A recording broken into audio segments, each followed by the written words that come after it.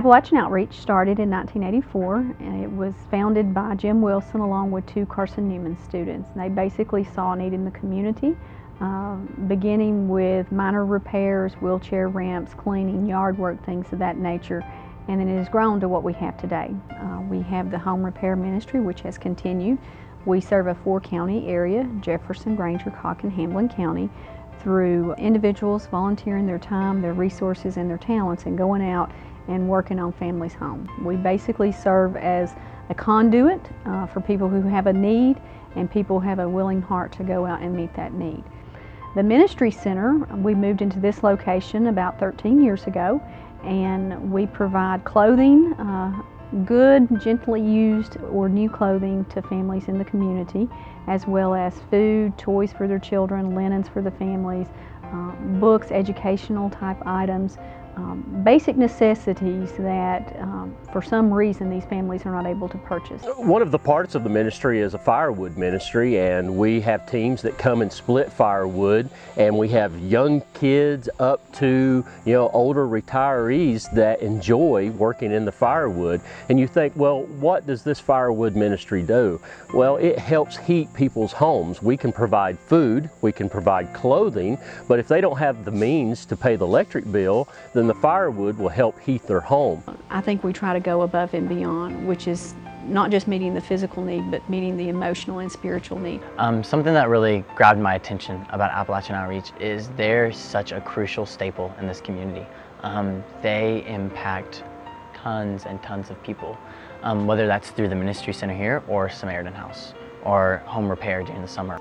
And so what we're doing is we're taking those willing volunteers, those willing servants, and letting them make a difference in the families that we encounter.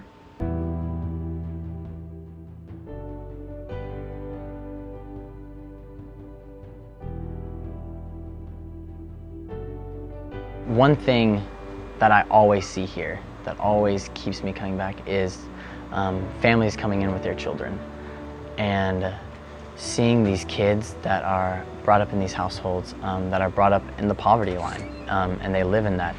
And I want those children to be able to, make it. And that's one thing that really keeps me coming back and keeps me doing this, because I want to be able to help their family to help that child.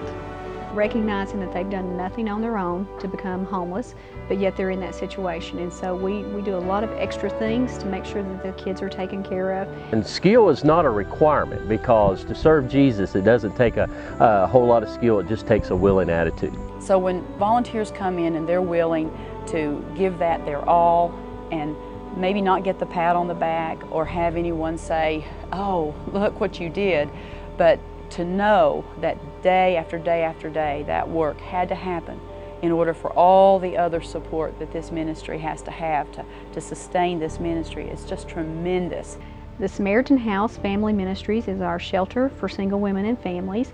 We have approximately 50 plus families that will live there every single year. Many of these families are single women with children. It's a warm, safe environment, and so whenever they come, a lot of times they're a bit discouraged and have sometimes even developed a sense of hopelessness. Joe and Regina came in May, and their story was that he was injured on the job a couple of years ago, was not able to find a job that he could do because of his disability, applied for disability during that time, and they lost everything. They lost their home, their car, everything. We didn't know what we was going to do. And when we came here, it changed everything. And when we come around that curve right there, I couldn't believe it. I looked at my wife, I said, is this a homeless shelter? They came into my office and said, we've been praying about this, and why can't we work here? Once we got here, I mean, it became family. This is my home. They have such compassion for the homeless, and they feel a role there that none of the other staff can do. And so they're very valuable right now at the Samaritan House. When people come to me, and they're crying, and because I did it too, I sat out there and cried like a baby, scared to death, what are we going to do? And now people come to me crying. and I can say, I know what you're going through, because I do. And to be able to help somebody else, you know, to be able to give that back, it's the best feeling in the world, you know. I just thank the Lord for it.